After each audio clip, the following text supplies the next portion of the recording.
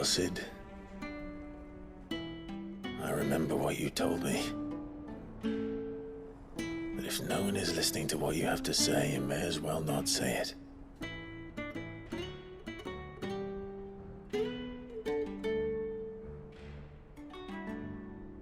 But I will say this, old friend. Hugo Cooker is gone. His shadow looms over us no longer. It's a pity the Phoenix can't be in two places at once. If he'd have been with us, maybe he could have done something for the lost. Not even the Phoenix can bring people back from the dead. Life has a beginning and an end. So we must live while we have the chance. And not as slaves to the crystals, but as free men. May we join you?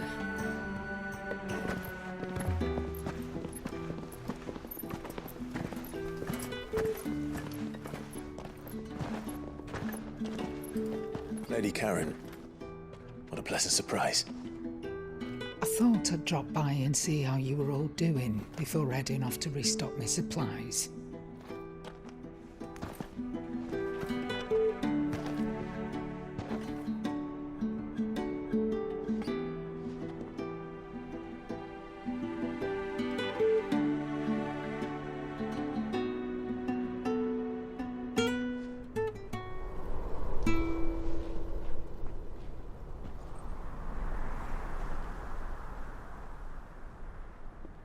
It wasn't the most scenic view back then, but it were never as bad as this.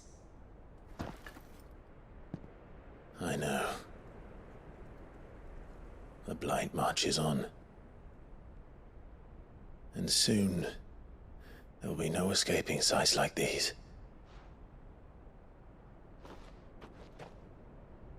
So our mission remains unchanged. We cannot stop until every Mother Crystal is gone, and their thirst for ether with them. The only one that remains in Storm is Drake's tail in the Crystalline Dominion. Our next target. We're going to Twinside. It's the capital of the Empire these days. I wouldn't like to think how tightly guarded they've got the place. Not that that'll stop you, but we'd do well to scout it out before you go charging in. We would indeed. If you're off to the Dominion, you can take this great lump with you. Goods. Oh, I am sorry. Have you forgotten you're the most wanted man in the Twins? I thought you might like to disguise yourselves as the attendants of a travelling trader, assuming you've no better ideas. You wanted to buy yourself some tools, didn't you? Well, now's your chance. You're letting me go with them? Oh, thanks, Nan. Stop that! You'll break me bones, you great galoot.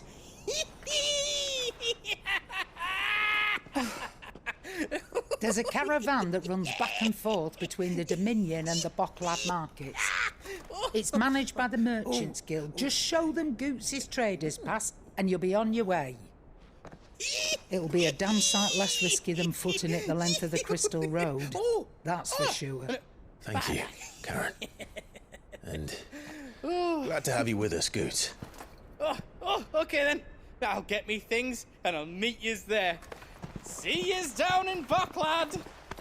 Get off! Me poor fingers! Jill, you're with me. Understood. And Gav, Already on my way, Captain. be careful. Aren't I always?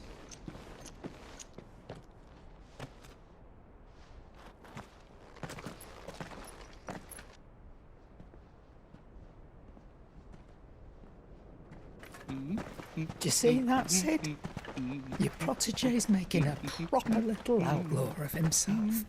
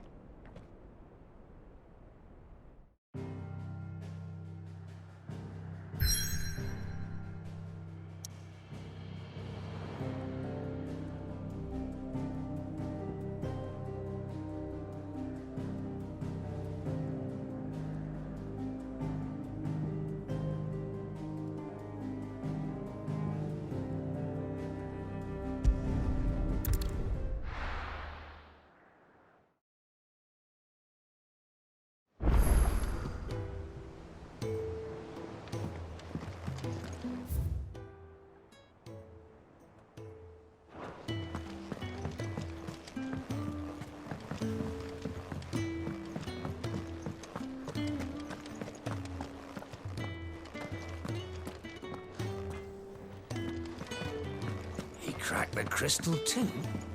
Joking.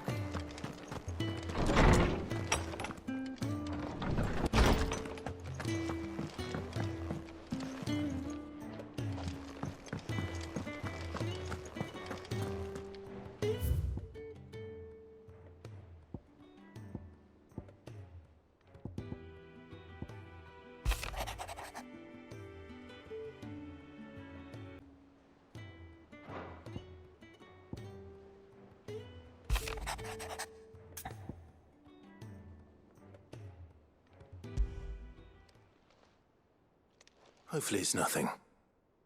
But I should speak to Blackthorn just in case.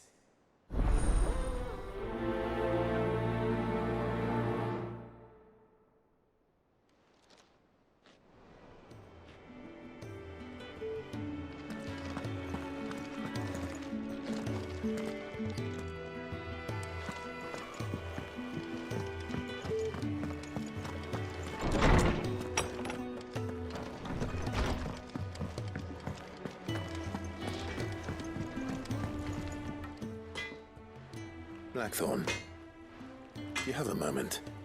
Not really, no. This won't take long. I just wanted to ask how you're getting on. August was worried about you, and you might still be doubting your craft, even after learning the trick of that cuirass. Is there something else weighing on your mind? Perhaps sharing your thoughts might help. That bastard's like a dog with a bone. Still, he's got a keen eye, I'll give him that. He's just, well, Karen showed me something. Something I've never seen before. And that was? A sword. An odd-looking thing with a single-edged blade. The metal itself wasn't anything to write home about, but fuck me, the edge on it. You could slice a man clean in two with a weapon like that, and he'd be halfway home before he even realised he'd been cut. So that's what's troubling you? No. Not troubling me exactly. More distracting. Can't stop thinking, how do you get an edge that sharp? It's driving me mad. And if you knew how to do it, we could arm the curse breakers with even better blades. That's about the size of it, yeah. I'll see what I can find out. Sharper swords are always welcome. And we can't have our master blacksmith being distracted. You're a soft touch, you know that. But I can't say I'm not grateful for it. Good luck, eh? Thank you. Let's see what Karen knows about this sword.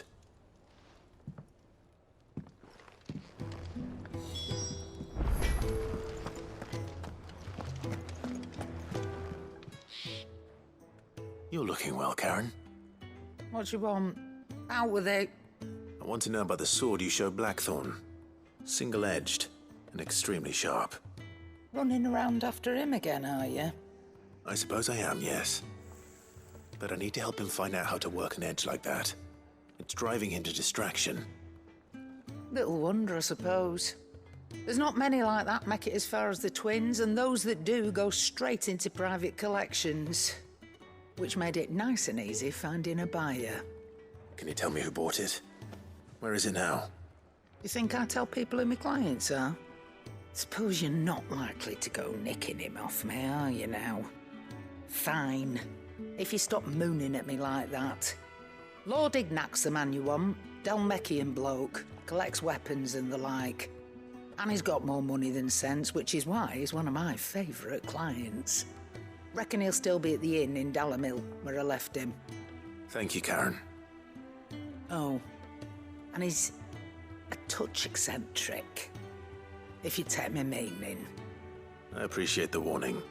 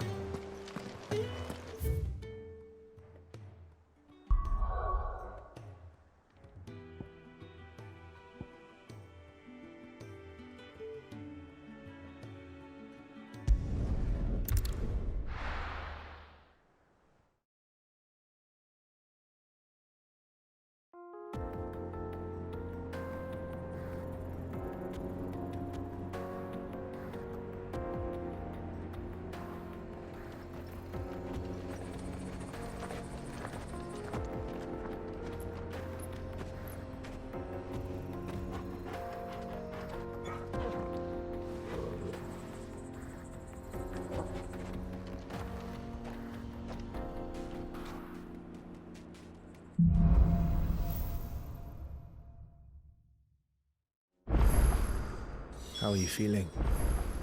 Better. Thanks to...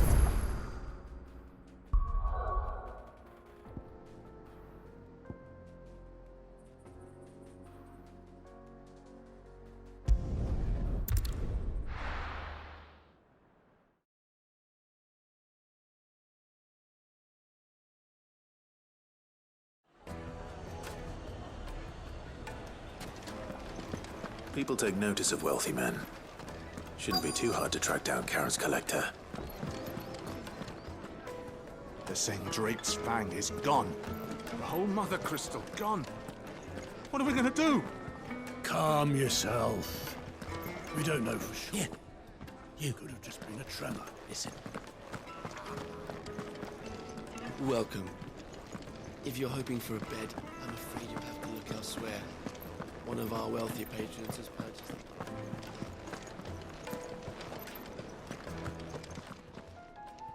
My reputation will be ruined! Ruined! Calm yourself, Lord Ignac, I beg of you, before you do yourself a mischief. Pardon the intrusion, but... Out! Get out! I paid for these rooms so I wouldn't be disturbed. Leave me be! Please, allow me to apologize. His lordship is going through a difficult time, and he's never been fond of guests arriving unannounced. Radim! Get rid of the filthy oaf this instant! Very good, Lord Ignac. Would you mind stepping outside for a moment?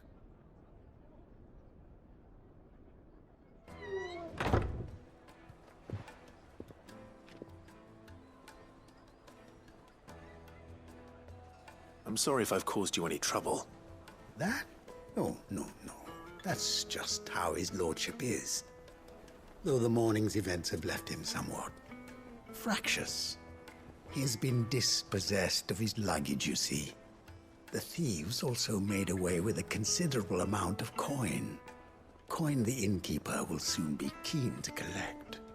I don't suppose a certain blade was among the stolen items. A single-edged sword. It was purchased from a merchant friend of mine. Ah, you know Lady Karen.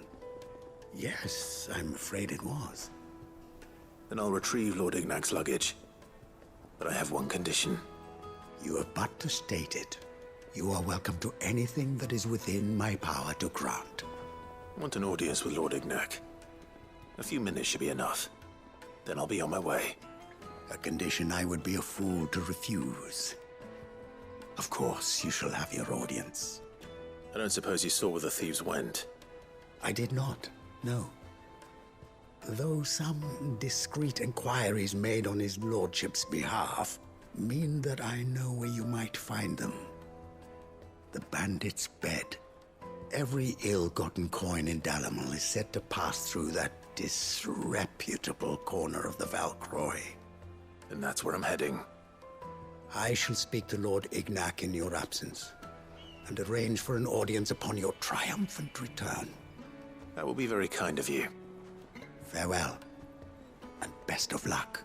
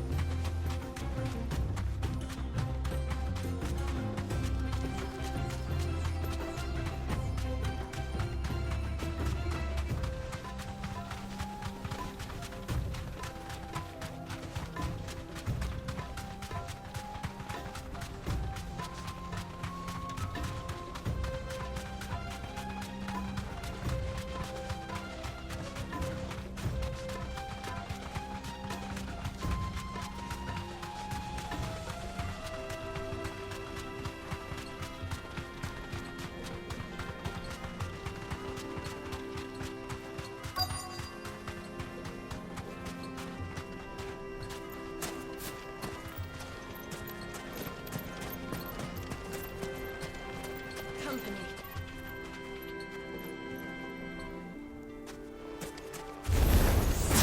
We've got company! Come on, lads, let's tear the bastard's head off!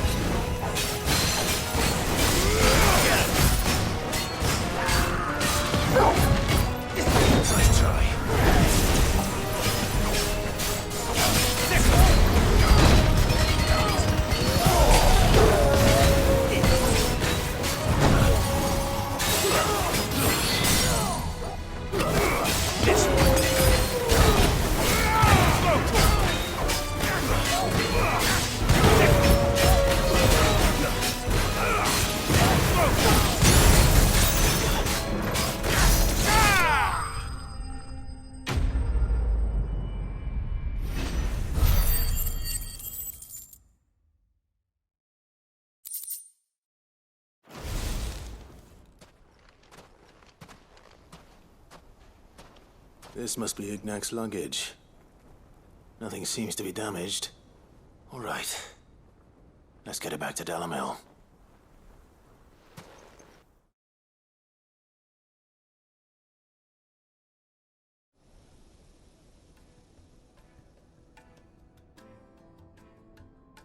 I hear I have you to thank for the return of my effects.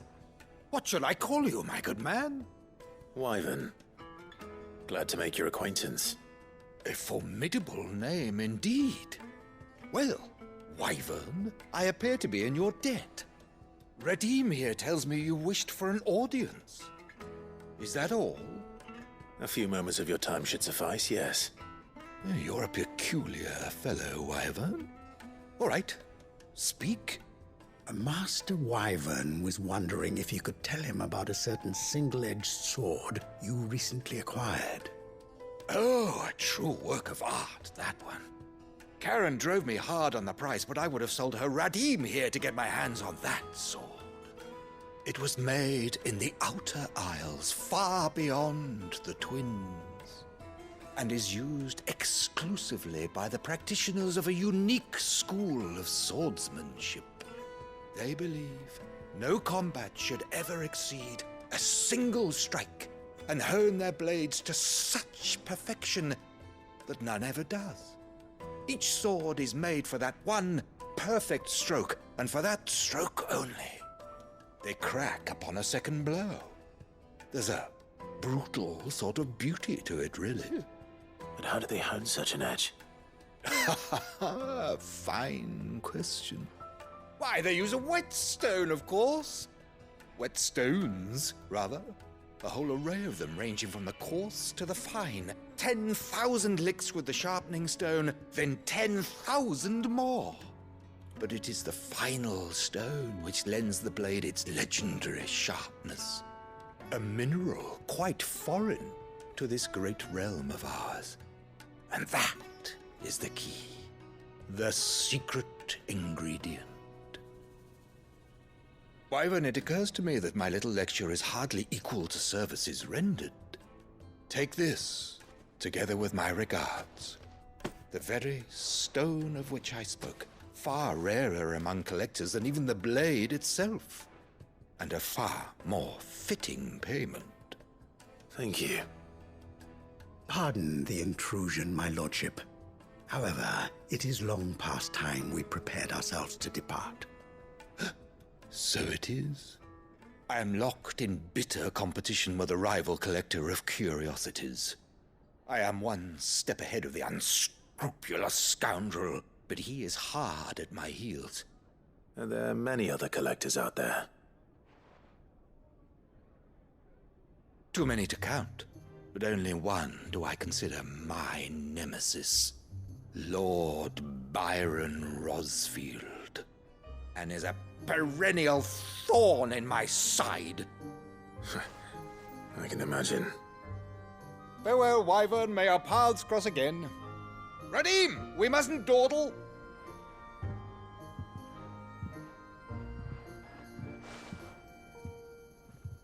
I think his lordship is rather taken with you, Master Wyvern. Thank you again for your assistance. Coming, my lordship.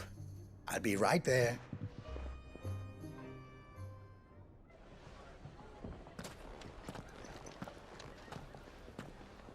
Trust Uncle Byron to find such an interesting rival. Now, let's see what Blackthorn makes of this whetstone, shall we?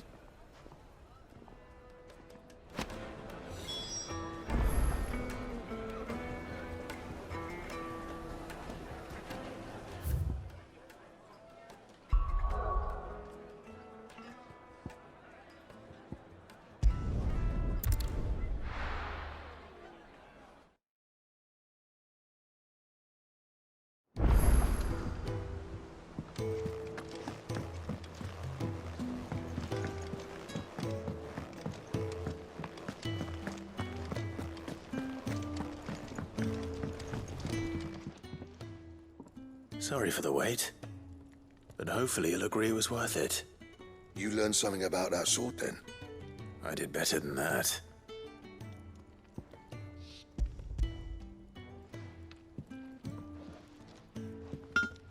A whetstone? Yes. But not one you'll find anywhere in Valisthea.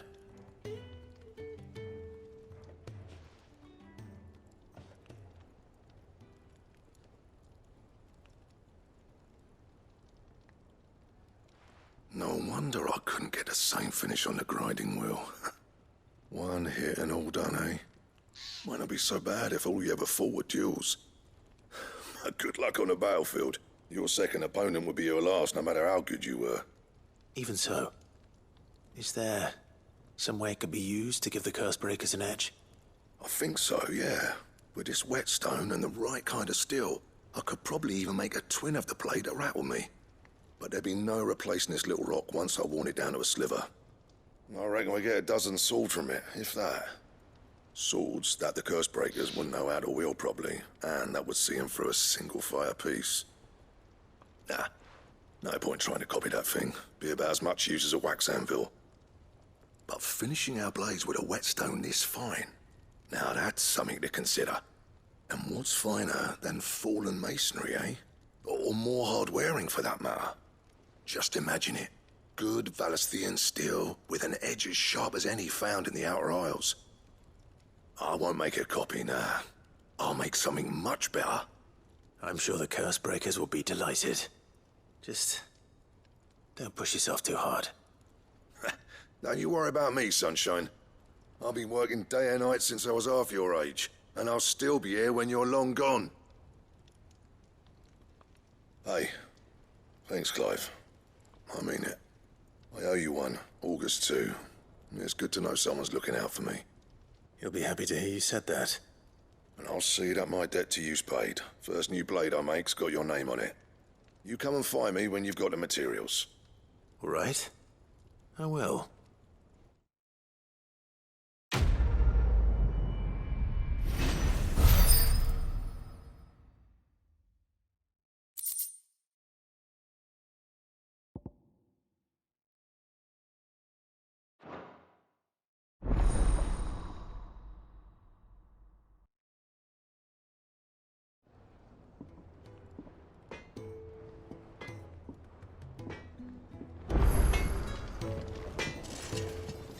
Back, are ya?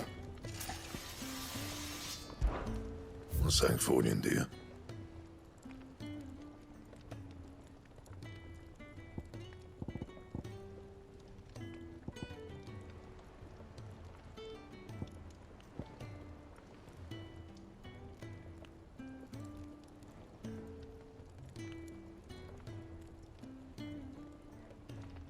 That it? Fine. He cracked the crystal too? You're joking.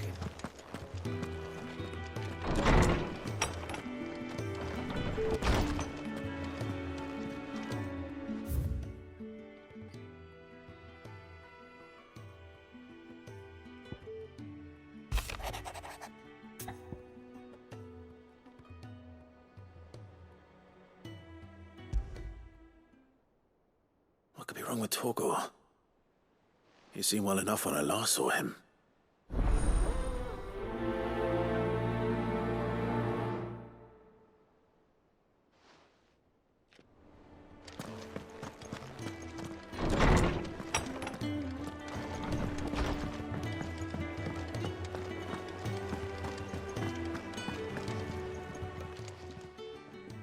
I got your note. You think something's wrong with Torgor? So you can read. Congratulations. But I didn't say I were wrong with him. I said something weren't right. He's not been eating me treats. He used to love cracking the bones from Molly's boiled brown, but now he won't so much as look at them. Didn't like him. Which is why I'm of a mind that his mind's on something else. You've not been working him too hard, have you? No harder than usual. Is that it, boy? Do you need a rest? What was it you said he was? A frost wolf? That's what the lawsman seems to think. Then maybe this all has something to do with whatever it is that's woken inside him. I suppose things have been different since Rosalith. Perhaps Hippocrates knows something. Instead of everything, you mean? Perhaps.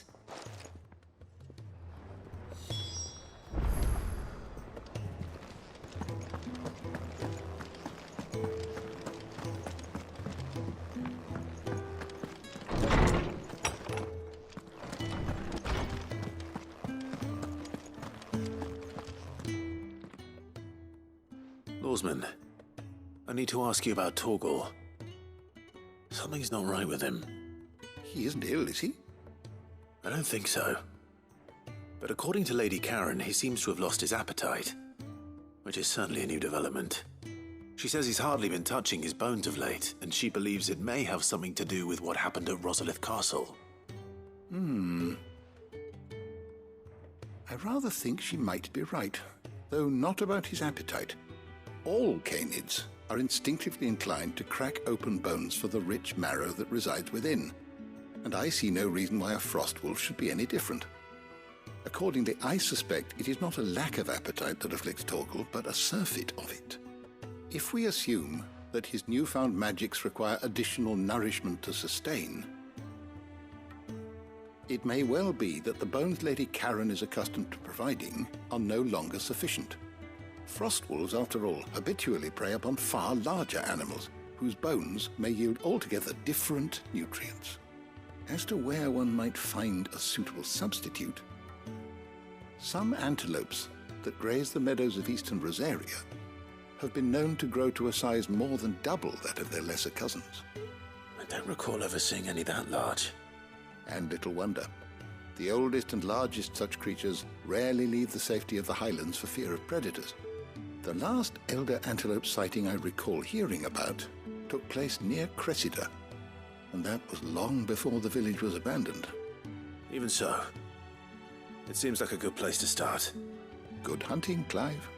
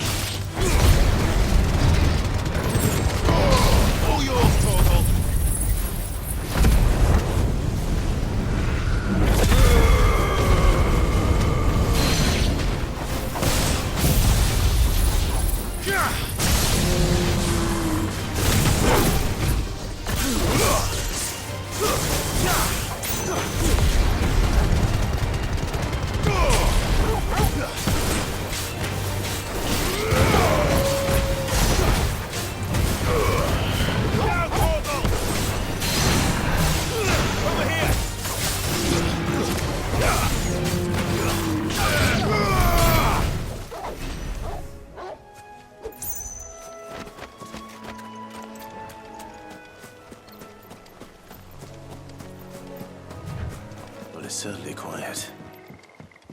If I were a giant antelope, it would seem like just the place.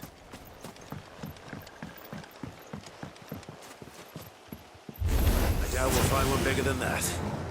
Hungry, Torgal?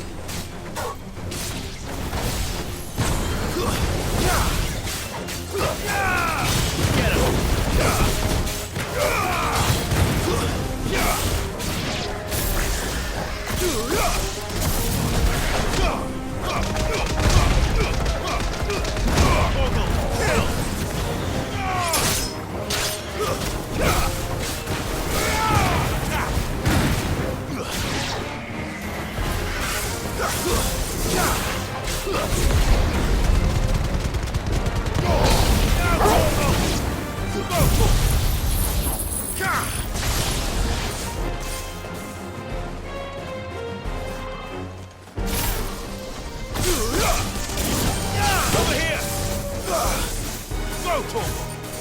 This one.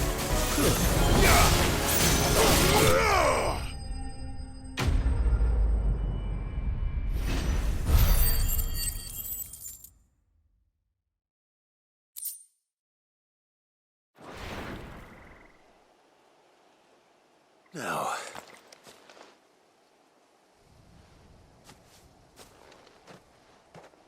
Will it be enough, I wonder?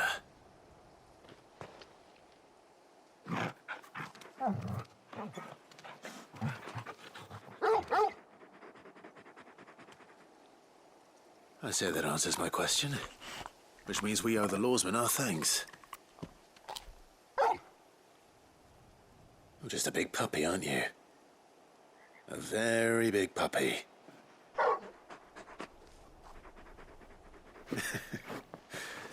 You do know you can take that with you, Torgal. Lady Karen will be relieved to hear you've got your appetite back.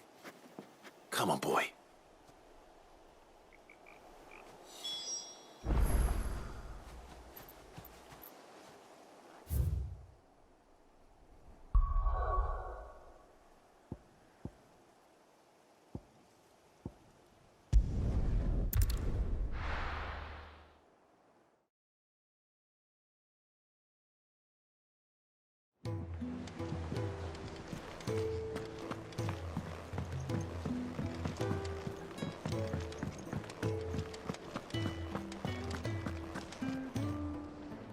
I noticed you and Torgal had gone off somewhere. Take him for a walk, did you? You could say that.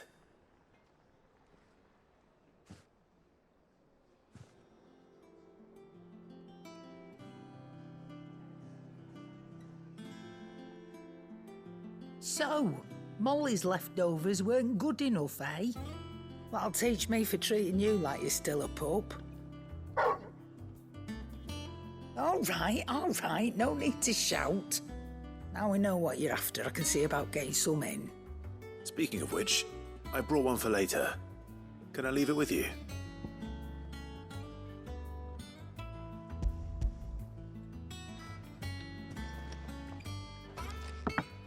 You can, eh? I'm nice like that. In return, you can thank Tomes for me. The bloody know-it-all. I was just on my way to see him.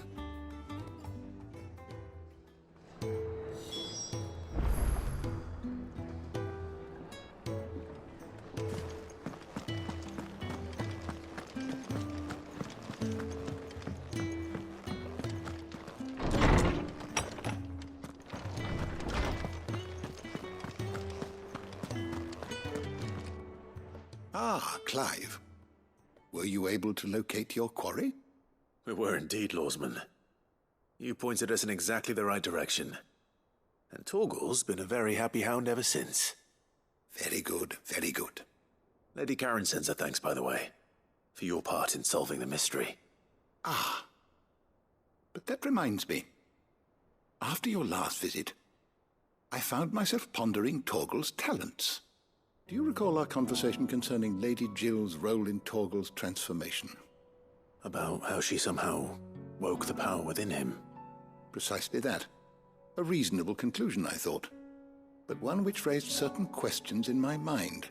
You see, the Fenrir of legend served Shiva and Shiva alone. And while the powers attributed to him are certainly impressive, the records imply they are somewhat different in nature to those you described Torgal as having used. What are you suggesting? That Torgal may be the beneficiary of more than one icon's power. Consider that in addition to Lady Jill, he has served as a loyal companion to you, your brother, and even the late Cid.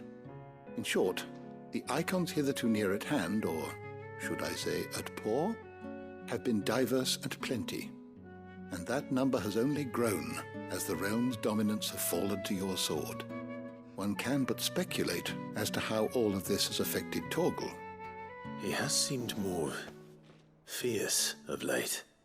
And if I am not mistaken, he will grow fiercer still. We are fortunate indeed to be able to count him amongst our allies and not our adversaries. Oh, he's more than an ally. He's a friend.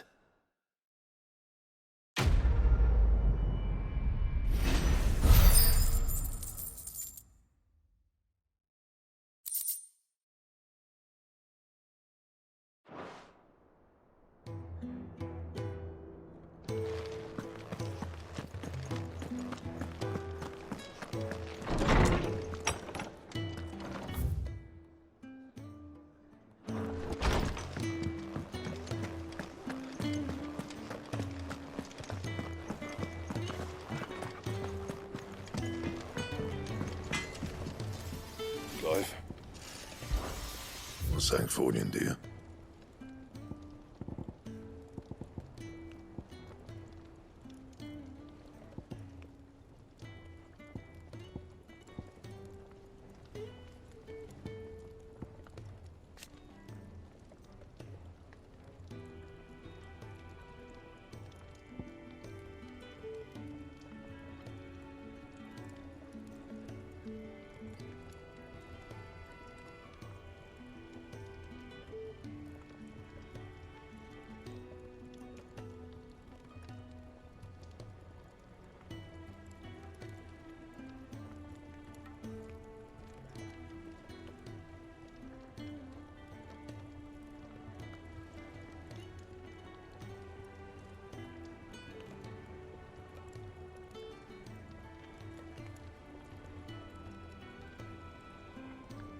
And? He cracked the crystal too. Joking.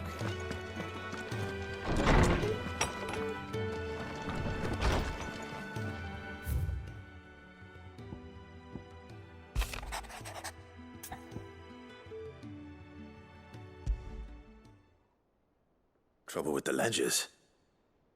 Shouldn't he be asking Otto for help?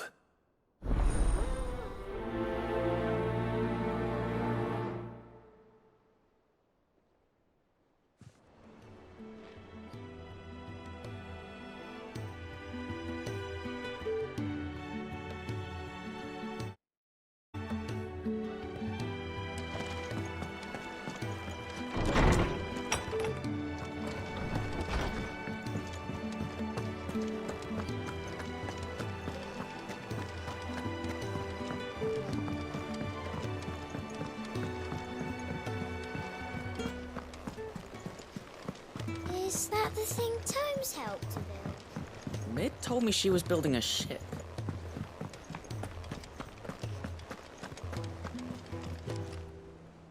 Clive, did you get my letter? That's why I'm here. Shh. Otto might be listening. Is this better? A little. Listen, I've some bad news. It turns out the hideaway may be slightly behind in its payment to certain lenders, and it's maybe my fault. But I swear to the goddess, I thought I had the numbers square. Sadly, that square turned out to be more of a circle. 0, you might say. I can straighten it out, I swear, but it's gonna take some time, and I'm gonna need help keeping it from Otto. Bit late for that, I'd say. There you are! What a surprise! So let me get this straight.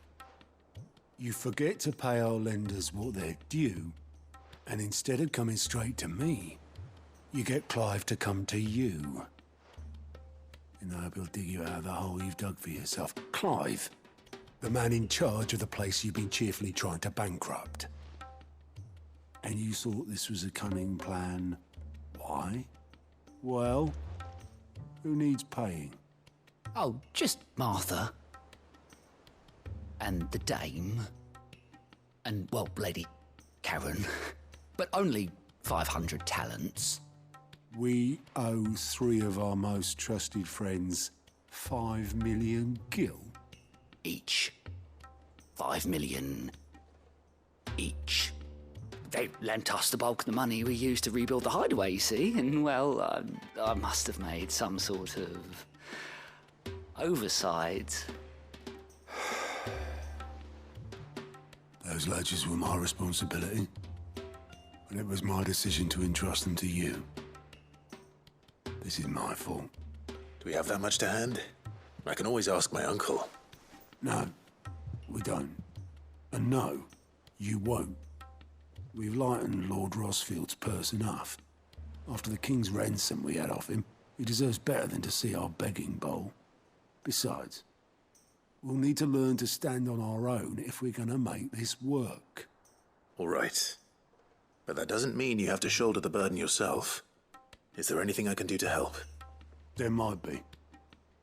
How'd you fancy taking these to Martha and the dame? Rocks. Rocks, he says. Worth 1,000 talents apiece, these are. A little something Sid and I set aside for when times got lean. And I reckon 15 million in overdue debt probably qualifies. I just hope our associates' eyes are a bit more discerning than yours. I'm sure there will be. Should be me making the rounds, really. But you know how it is with this place. Orders to bark, arses to wipe, and all that. I know. Which is why I don't mind going in your place. Go. Do you know why I only gave Master Clive here 2 star rubies? Because you'd rather Lady Karen killed me. Because I'd rather Lady Karen killed you. Yes.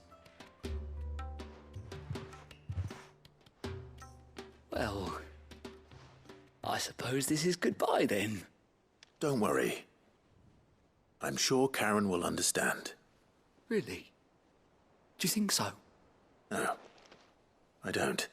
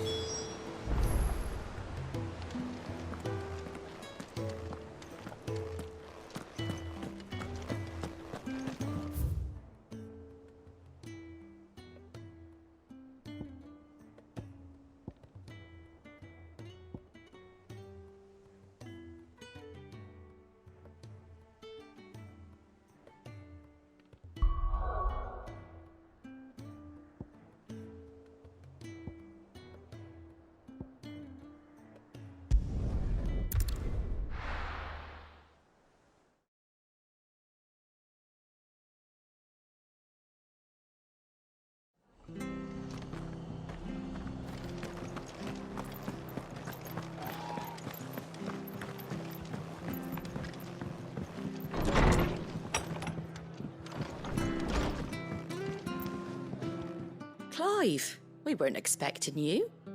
I wasn't expecting to be here, but it seems we still owe you a considerable amount of coin for your help with our rebuilding efforts. And though I doubt it's what you were expecting, we were hoping you'd take this as payment.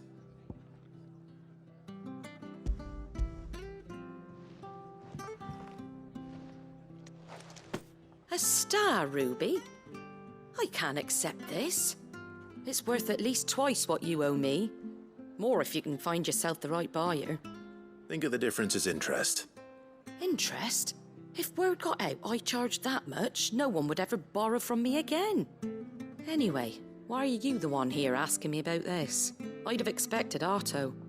Bit much sending the Lord Marquis out to settle your debts, isn't it? The old goat working himself to death again. Something like that.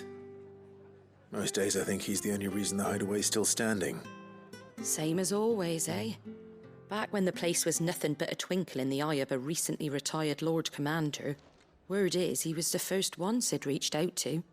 Probably knew that without his strong arm and level head, the idea would never get off the ground.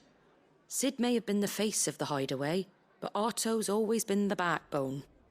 And when Sid passed away, we were all worried that would be the end of it. That Otto would just give up. His death was hard on everyone. But it must have hit Otto hardest of all. But he didn't give up, did he? Quite the opposite, in fact. If I recall, he was the one who nominated you as Sid's replacement, and rallied the rest around you. I reckon what he saw in Sid, he saw in you too. And don't we all? Doesn't hurt that you're half as stubborn and twice as handsome, neither. That, and you keep good company. I suppose I do.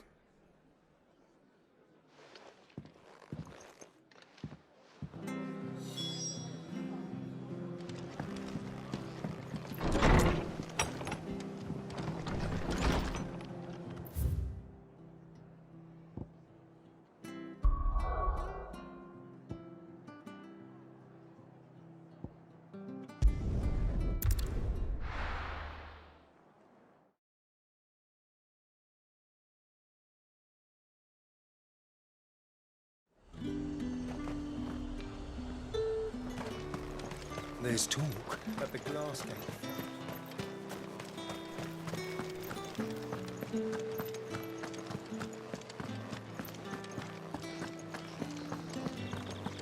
Did you hear? The gate's to heaven. I want to see you again. What am I going to do without Sweetwater and oil of talc? Yet then? Milady, I come bearing gifts. Gifts? Whatever is the occasion.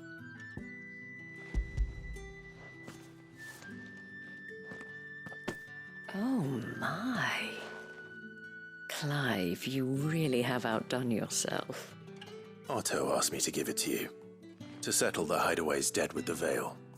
And to compensate you for the time it took us to do so. You disappoint me, Clive. I thought you might finally be warming to me. Tell Otto he can keep his baubles. I tried to tell him as much the first time around. The man owes me nothing, nor does the hideaway. My contribution to the restoration effort was made freely and willingly. It was the least I could do. You once told me Sid did you a kindness. I'd like to do the same. Please, accept it. For my sake. And for Otto's. For all of us. For all you've done. It is rather fetching, isn't it? Very well. Otto is lucky to have you, Clive. I doubt anything could ever replace his son. But you and the others at the hideaway are the closest thing he has to family. Otto had a son. Long ago, yes. Sid told me Otto lost him when he was just a boy, and blamed himself for not being able to stop it. I don't know how it happened, whether there was anything he could have done, but it was clear that it weighed heavily on him.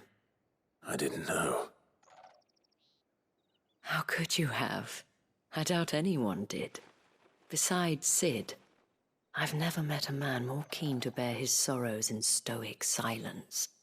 An ill habit, given that both have always been surrounded by friends desperate to help them. I'm beginning to see that.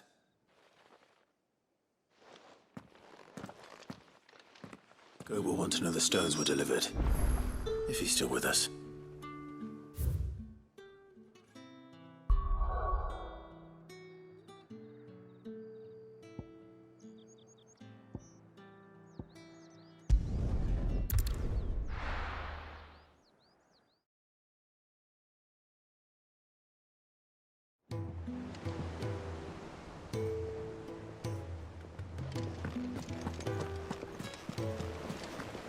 Is that the thing Tomes helped to build? Mid told me she was building a ship.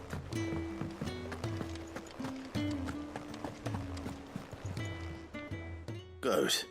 Still alive, I see. So Lady Karen accepted the ruby. Ah, about that. I tried my best, but she was just too stubborn to take it. She threw it right back in my face, in fact, and told me I could stick my stupid stone where the sun don't shine. Karen refused payment. I hope it wasn't something I said. I'm sure you were as tactful as ever. Let me see what I can do. Oh, wonderful. I hope you have better luck than I did.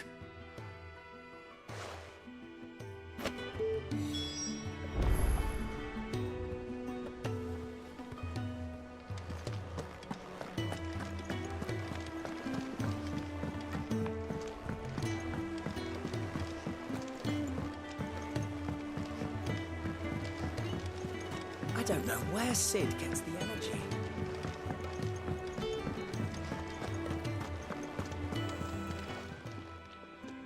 Lady Karen, Goat tells me you weren't happy with our offer, but you prefer the debt was repaid in coin. What debt? I don't recall lending any of you lot me hard-earned gil. I may have tossed a talent or two in the Hideaway's coffers, but those were donations, and you can hardly call it charity if you go asking for it back. Of course not. But one good turn deserves another, and our circumstances have changed. Surely you wouldn't shun the gratitude of a pauper who happened to have become a prince. Oh, so you're a prince now, are you? Fine. But I'm selling it and taking what I'm owed, then you're getting the rest whether you like it or not.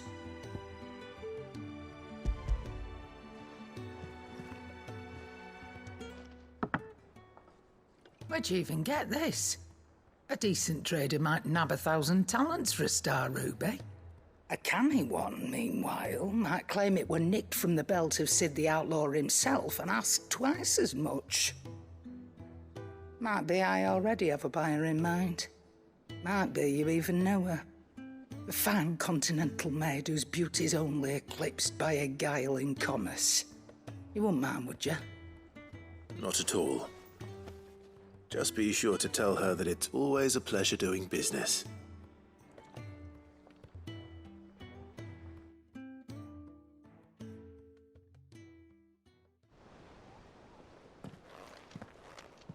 I hear you ended up delivering all 3 stones. Thanks to this lump.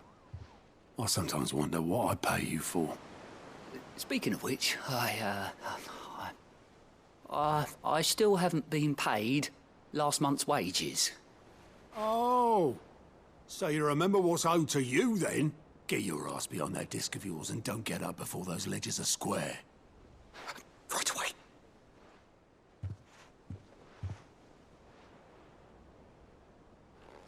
I've seen that before.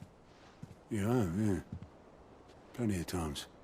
It was the only goblet Sid ever used. Either out of habit, or because the filthy soul couldn't be bothered to find a clean one. I knew so little about him. Like most people. Martha and the Dame both seem to have fond memories of him. I bet they do. How long did you know Sid before he... Before he died. 20 summers, give or take. Back in the day, I was a purser on a trade ship, which is where I met him. He bought passage to... I forget where. But having nothing better to do on the long nights, we set up drinking island rum till the morning bell dragged me back to my duties. Quit my post not long after that. On account of making a fine maiden's belly fat. But me and Sid stayed close, promising we'd one day sail the seas again. That was before fate stepped in and said she was having none of it. The magic woke inside my son soon after his first name day, and there was no hiding his knack. Couldn't you and your family have... My family were the ones who summoned the constable. Wanted the monster. taken away. I couldn't turn my back on him, forget what I felt, and I couldn't for the life of me understand how they could. Luckily, Sid was of the same mind as me. It was him who stood beside me when all I wanted was to tear the whole world down. Him who cried for me when I had no tears left of my own. Him who swore he'd do everything he could to stop it from happening again. And he was true to his word, too. Left the Royal Army once and for all. His ranks, his ribbons, gone. Just like that. Threw away everything he had. All to right a wrong that no one else had the courage to face. I knew then I'd follow that man to the ends of the earth.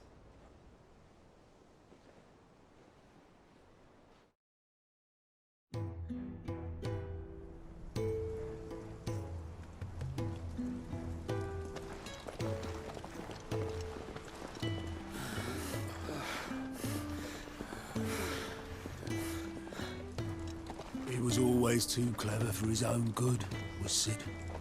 Saw the world for what it really was, while the rest of us were content to go along with the lie we were shown. And it can't have been easy, bearing that burden alone.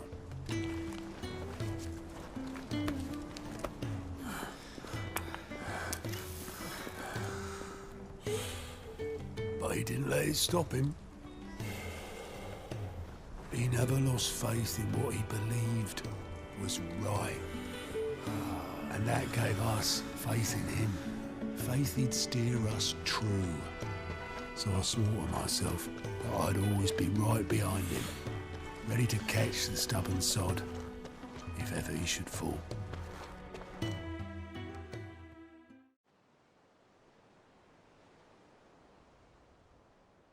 But I couldn't even do that.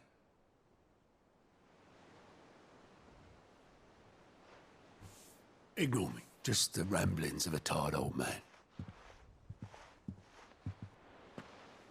Leave that lot. I'll tidy it up in a bit.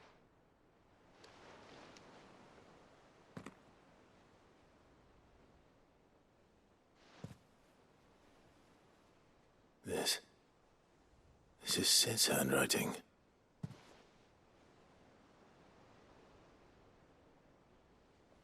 Dear Otto. I may be drunk, but I wanted you to know this place would be fucked without you. I love you, you grumpy old sod.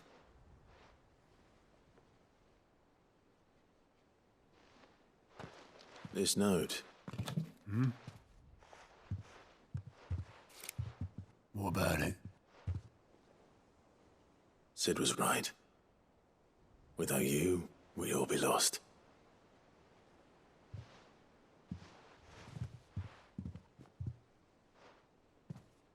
He should have bloody well said so then. Just once. Before he went. But then, why would he? Him, or anyone? I'd only have told him to piss off.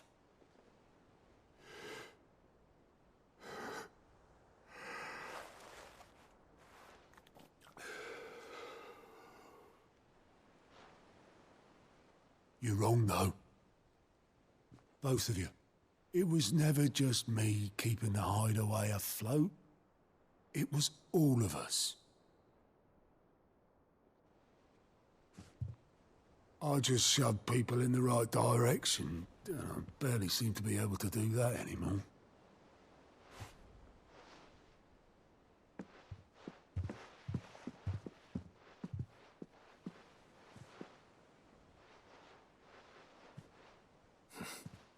Would you rather goat at the helm? Well, maybe I've got a few more years left in me.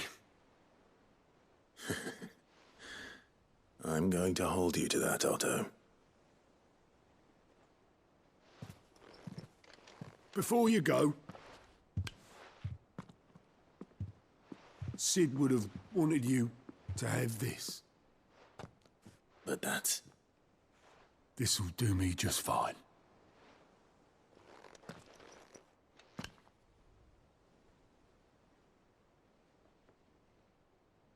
Thanks for the ray of sunshine. I'll see if I can't pay you back. Already have.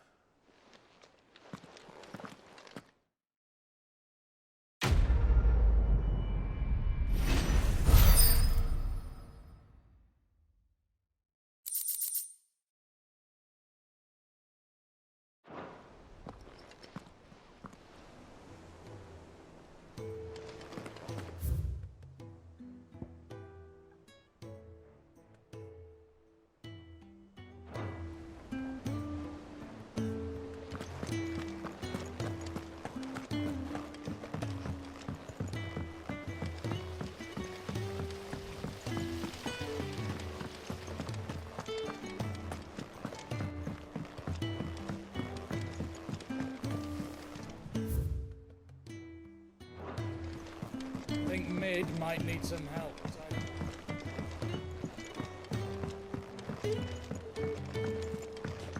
Well, that's it. Here, Sid. Reckon you might be just the man to help me out of a bit of bother, if you were mind to. Let's hear it. Well, it's about this alembic the chief's got me making. Lovely bit of kit it is. Bung in a solution you want splitting, and it will separate it out, just like that. Problem is, it won't always get rid of all the impurities. And with some of the stuff we need it for, that ain't good enough. Which is why I've been looking for something to filter the liquid we'll be cooking off. And that's where I was hoping you could help me out. I imagine Ty could get some use out of this alembic too. Distilling medicines and the like. All right. Why not? Proper job! So what exactly do you need for this filter? Nothing but bomb ash'll do, says the chief. Gave me a sample she'd obtained from the university stores. Couldn't believe my eyes. You pour the blackest blight water through it, and it comes out clear as a mountain stream. So, I did a bit of reading about where I might be able to get hold of some. And do you know what I found out? It's only the blimmin' bones of a bomb king. They leave them behind when they die, see? I take it that's where I come in. If you wouldn't mind. I saw a billet on the hunt board for one just the other day. Would have gone myself, but, well, fighting dirty great balls of flame ain't exactly my forte. You, on the other hand... All right. I'll see what I can do. Thank you kindly. And a good hunting, eh?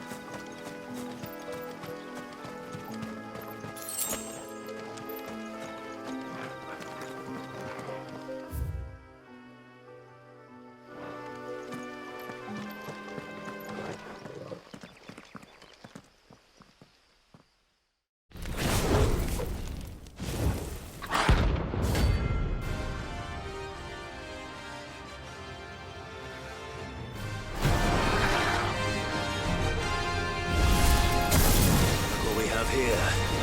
Greetings, Your Majesty.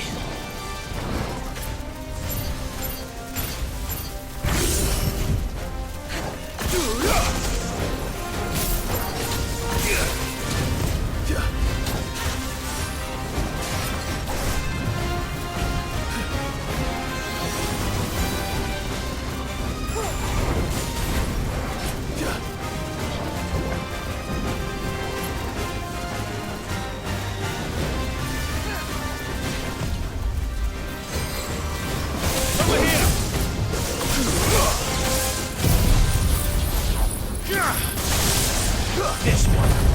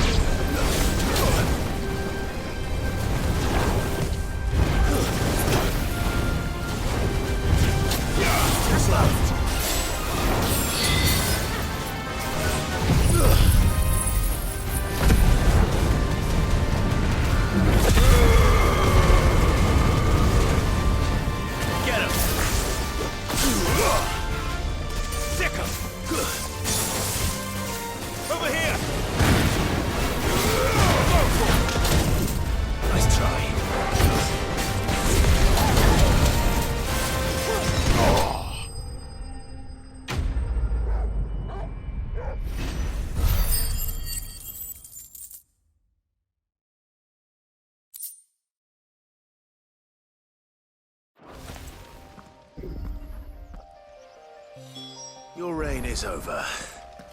Now to collect the ash. I should... This looks like the stuff. Let's see if there's any more.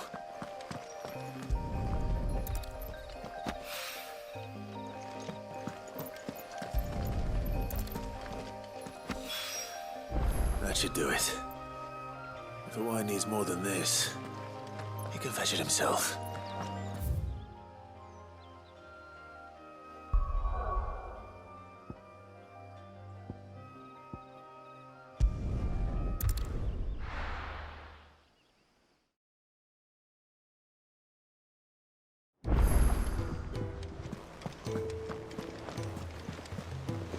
Is that the thing Tomes helped to build? Mid told me she was building a ship.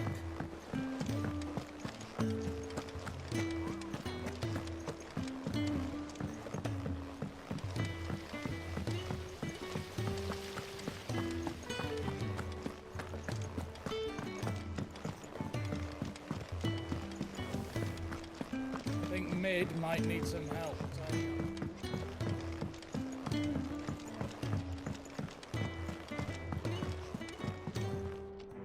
All right there, Sid? How's that hunt for the bomb ash going? I have it here.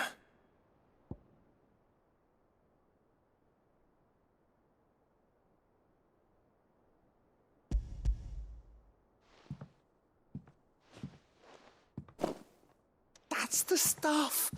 And plenty of it, too. Enough to keep the Olympic bubbling away for a good old while. You're a gent, Sid. Let nothing say otherwise. Right then, let's get this contraption up and running.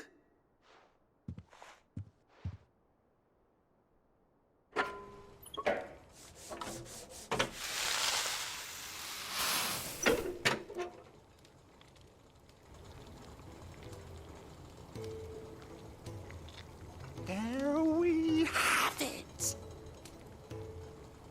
The Telemon Alembic. And it works just like the chief said it would. Very impressive. Says the man who cut down a burning boulder. Speaking of which, I still haven't returned the favor. There's no need. The good it will do for the hideaway is reward enough. Don't be silly. Why don't you let me take a look at that bag of yours? The one you keep your potions in. Reckon I could work some magic on that. What kind of magic? Well, we happen to have isolated a substance in our test run of the Alembic that I reckon will make even the toughest leather supple as anything. Thought we might use it to breathe new life into old boots and the like. Save the hideaway a few gil. But I reckon if we slap a bit on your bag, it'll loosen it up enough for you to squeeze in a bottle or two more. Well, it can't hurt to try, I suppose. That's the spirit. Leave it with me. I'll only be a mo.